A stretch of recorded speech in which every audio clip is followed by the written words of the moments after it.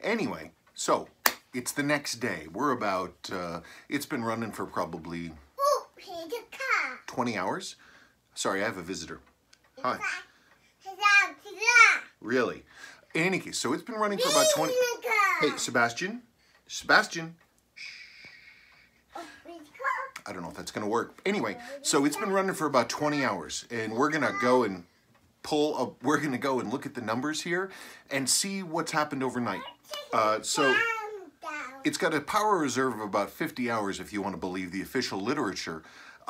So this would be about a third of the way down in terms of power. So it'll be very interesting to see where the numbers are at. Yes, the door is open, which it's not supposed to be, and the cats are fighting. You see, I leave the door open and all these visitors come to see me. What are you doing?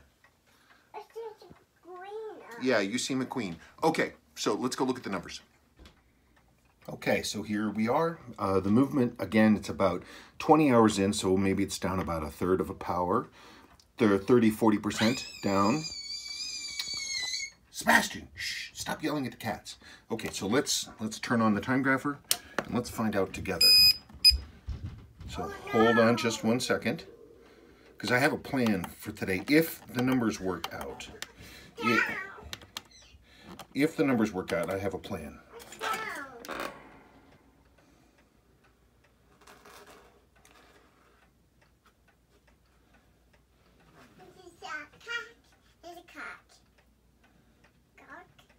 Come on, give me a reading.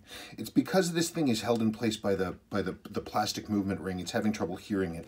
That's why it looks kind of hacky like this. Come on, give me a reading.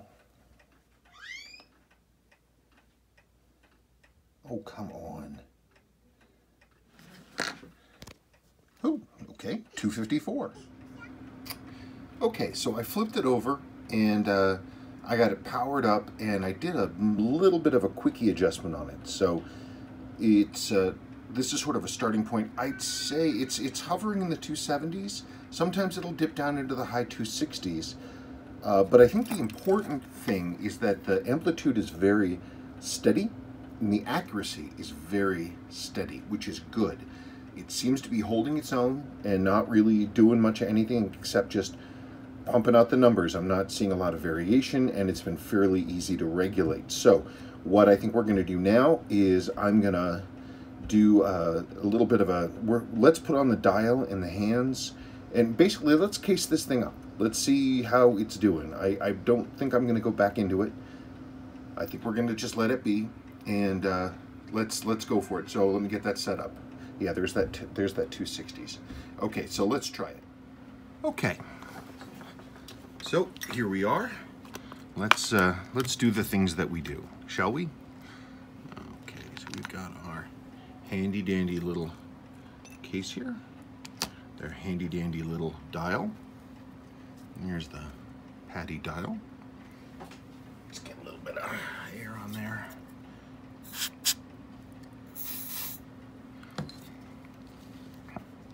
The nice thing about, Seiko having done some sort of putting things together so there's less moving parts. So there's no, with these modern ones, there's no dial feet screws or anything else like that. There's just, the whole thing is integrated now. Like with the 7002 series, they had two plastic rings for the, one to support the dial and one to spring the movement. And they've since gone to the system that they used with the 6309s at the end, 6000 series, where they just had this one piece plastic holder and ring all in one. And I'm sure it makes things a little simpler for them. And it just presses in. There's no screws, there's nothing, it's just a friction fit. So then we are gonna go and let's go. Whoops, sorry about that. So this is hacking, so now we're moving forward. Let's move forward here until this clicks over for us. Click. Okay, so that's good. Let's take our hands out, our handy dandy hands, our little handy dandy container, which is always so fun. Okay, so we've got that.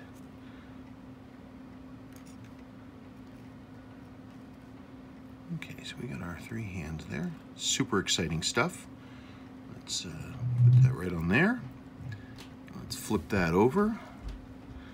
Now we're going to go right on here. And that shouldn't be too much of a big deal. Now let's go and drop that on.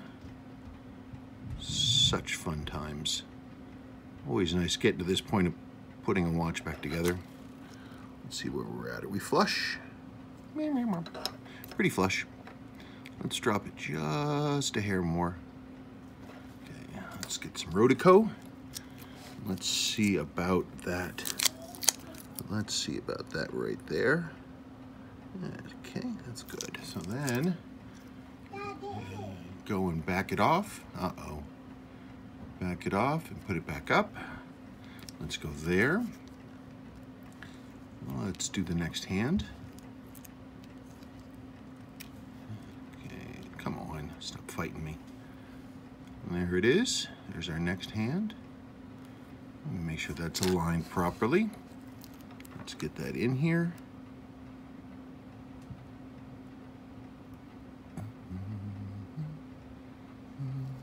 Let me see how the hand clearance is doing. I think that looks pretty good. Okay, so let's move that forward to 10:08. Which is the special Seiko time. 10:08:42 is their display time that they like on all their watches. So let's get this done now. Keep whacking that. It's no fun.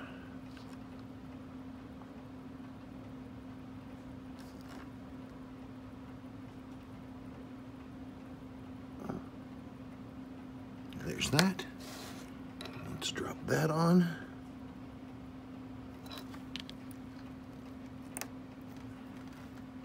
There we go. We're hacking. Okay, let me look at this really closely again. Make sure we don't have any schmutz on here. We're in a schmutz-free zone. Let me get a little bit more Rodico, a little bit of a shiny bit on that hand there. Let me see what's going on. I wish, again, one of my wishes with this is that they'd made these loom wells a little higher and more sharp-edged. I think that would have been a little more impressive. Okay, so now let's do the next thing. So I'm going to go ahead and I'm going to pull the stem and we're going to recase the movement in here and I'm going to put the stem back in. I'm not going to worry about these weird little ring crown seals. I've now been made aware that apparently these are not great and the watches are prone to flooding. So I'm gonna check that, but I'm probably gonna put in larger ones. I'm just not gonna do that right now. So let's go like this. Let me get this out of here. Hold on just 1 second. Hold on. Okay, so we have our handy dandy. There she blows. Let's put that in there. Okay, there, I think that is the business. Let me just make sure that that is seated properly. Get in there. Okay, there that is. So, I don't know, that feels pretty smooth. Those seals don't feel bad in that crown. Okay, well there that is. Okay, so what I'm gonna do now is I'm gonna do the final assembly on the winding bridge. I have a habit that I prefer to do that, if possible, when I actually have the movement nice and safe in the case. One of the things about doing this is I'm always a little nervous about having the movement bonking around. So as much as I can, I like to have it secure. So let's get that done. I get some lubrication going. And we have a little bit of this stuff happening, a little bit of boop. Let's just get a little bit on this. It's amazing how durable, by the way, they make these ratchet wheels and the pawl levers. You'd figure these tiny pieces of metal would just get eaten up, but they don't. Over the years, I mean, I see them sometimes worn with a channel, but I mean, that's about it. Let me flip this around. So they updated this system just a little bit, just a hair. And it's neat what they did to sort of integrate the hand winding, to have this basically sort of this bridge. It's a pretty neat piece. And there's your pawl lever. And this, it's a marvelous piece of engineering. Is this the oscillating weight turns this, which has an eccentric post underneath it. The eccentric post makes this thing go back and forth, and the design of these two tips always, no matter which way the weight is rotating, will advance this. It's a super neat system. I think it's pretty cool. Let me just go and put a bit of fun on this here. Let's go and do a little bit of lubrication. A little bit. Okay, so there's that. And let's put this in here. Hang on just 1 second. Sorry, I keep bonking that with my... Whoops, backwards. That's no good. That doesn't help us. That doesn't help anybody. Wait, is that backwards? No. I'm being silly. Let's go. Let's go. Come on. Let's go. I'm going to have to try to get a little bit closer here rather than holding this up. Okay, there that is. We've got that bridge dropped on. Let's screw it in place. And that screw doesn't actually go here. That's not for this watch. Screw 1. Screw 2. Oh, would you stop it? Get up here. That goes right there. Okay, let's get this done. Now, normally I would have the movement in a in one of the larger sort of the case in sort of one of the larger case holders. I'm not set up to do that in conjunction with this camera, so it is what it is. It's still going to be just fine. Okay, last step. We have to lubricate the ball bearing assembly here, and we will do that. And once we do that, then we should be good to, whoops, hang on a second. Yeah, but anyway, once we do that, we should be good to go. And I don't know that I'm going to do a final adjustment today, because I have to sort of flip stuff around upside down and do adjustments in different positions. Now, when Seiko makes these, they don't do any adjustments at all. They just build them according to their geometry and their architecture, and they say good enough, and they send them out the door. And that's not atypical. That's pretty standard. Having adjustments is actually kind of unusual. You know, like something like a Rolex is going to be adjusted to 5 positions, but those are chronometer setting. Even being adjusted to 1 or 2 positions is unusual. That doesn't happen so often. Now we have to get this thing aligned correctly, Neil, so that we can see this here. This is the way it always used to be done in the old days. I don't know that this is still the same practice, but with the earlier 7 series movements, that's how we did it. You have that little hole in the winding weight. Okay, that looks good. Let's get a bigger screwdriver here. Let's seat this, shall we? Come on. There we go. Put that there. Let's get out the Rotico and just look things over. Just look things over.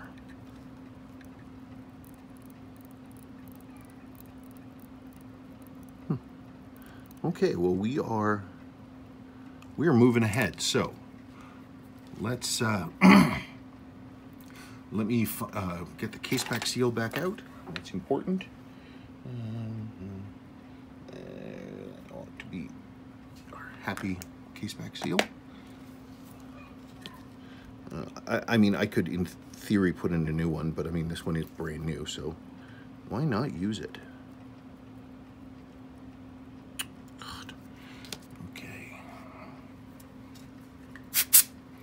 Let's drop this on and let's see where we're at. So hang on just 1 second for me. I like to start the process with the Rotico, which makes a nice little turny thing.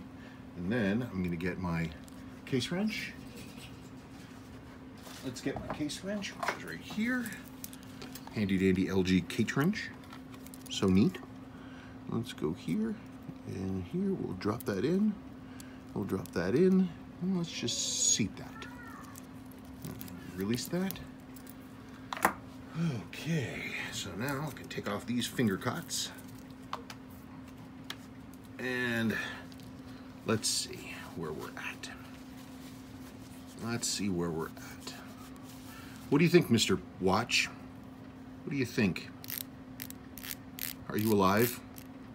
Are you a happy watch yet?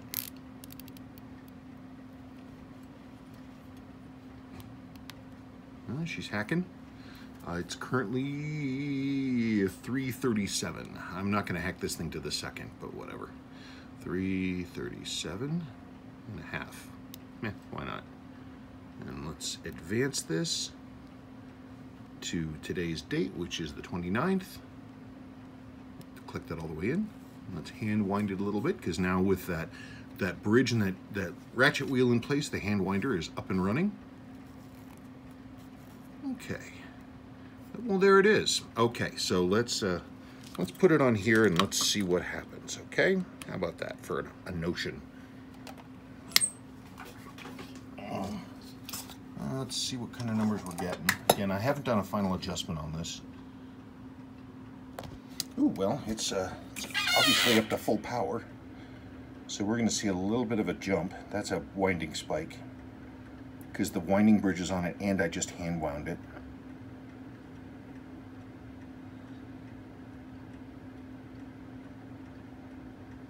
So what we're probably going to see, it's going to dip below 270, probably into the 260s or maybe in the high 250s, and then it'll come back up. Still though, I think we might have nailed it. I definitely say that was improved. Would you not agree? Now what we need to do is actually give it some wrist time and then check it again later on. But let's break and talk. Okay, well, I think we can call that basically a success.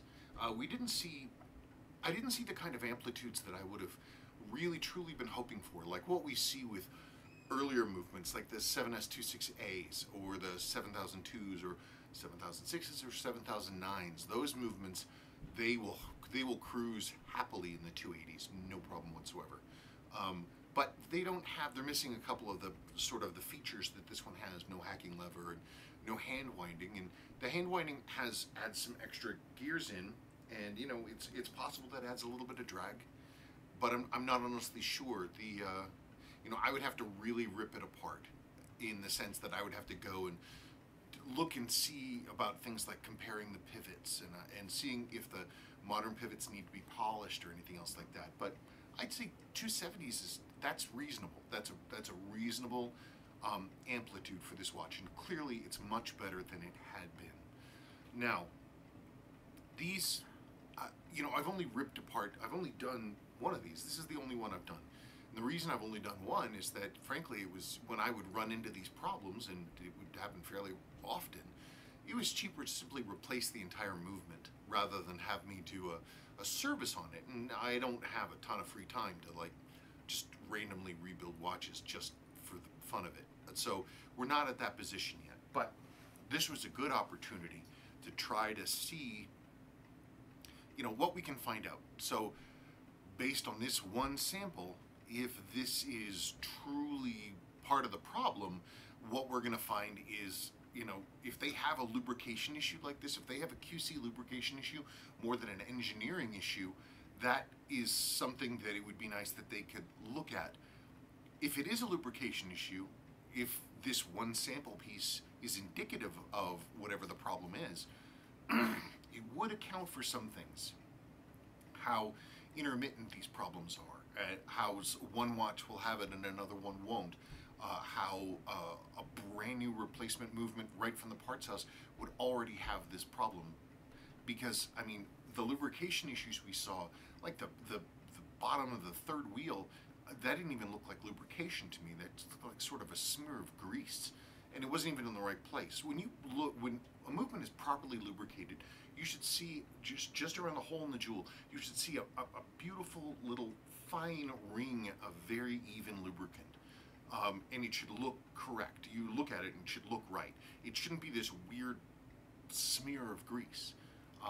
You know, the bottom of the escape wheel, again, it was sort of lubricated, but it was off to one side, and there were literally little teeny tiny black flecks of something in it.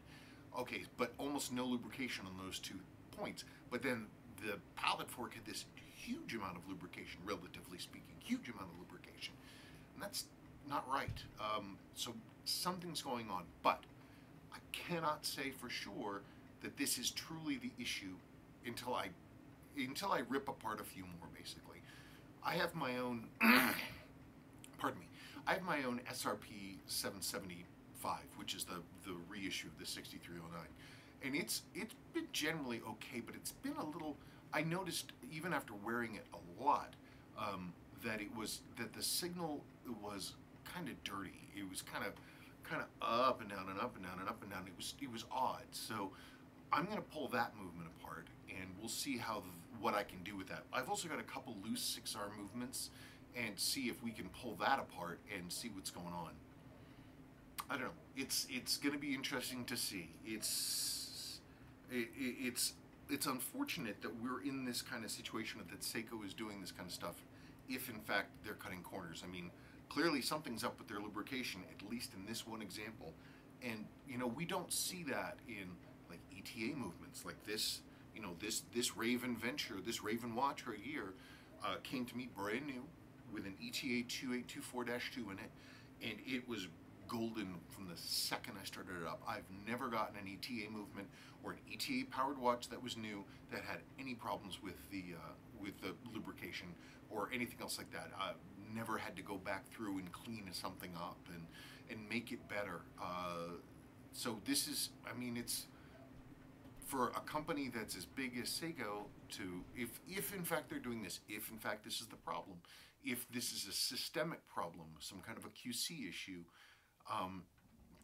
they should get on top of that, because it's not doing them any favors. And I mean, they've had decades of lubricating watches, but again, we don't know for 100% sure that this is the problem. What we would really need is to not only have me do some more teardowns, but have other people, other watchsmiths who are watching this, and be able to put more hands to the job and see if this is something that's consistently showing to be the case.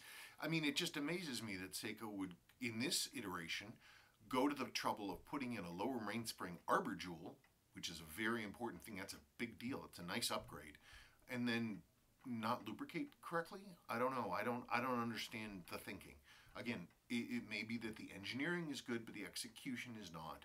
You know, the final assembly and all that other kind of stuff. So what I'm going to do is I'll put this, put it on a strap, and I'll give it some wrist time, and we'll see how it does and see what the numbers are. We'll check back in like a week.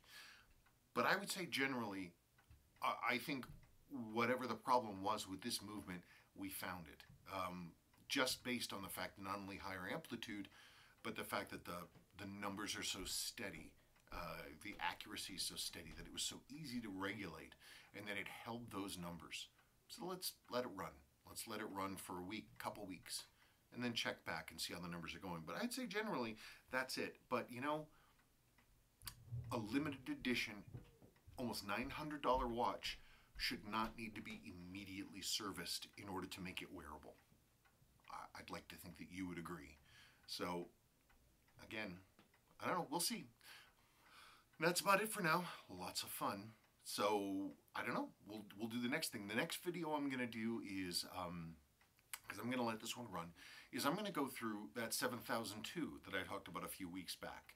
And we're going to go through that. And you know what? We'll see what kind of numbers we get out of that watch. Okay. Thank you so much for watching. This has been terribly fun.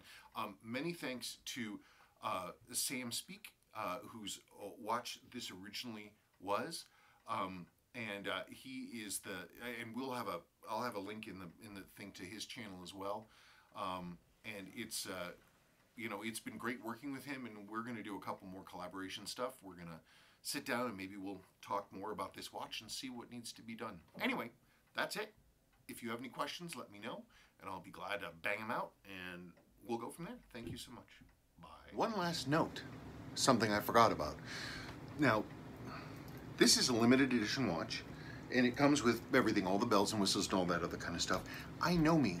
I tend to be pretty conservative in the watches that I wear. Typically, I only wear black dials. Bright colors are kind of really not my thing as much as I think they're neat. So this watch, now that it's all been done, it's going to be available.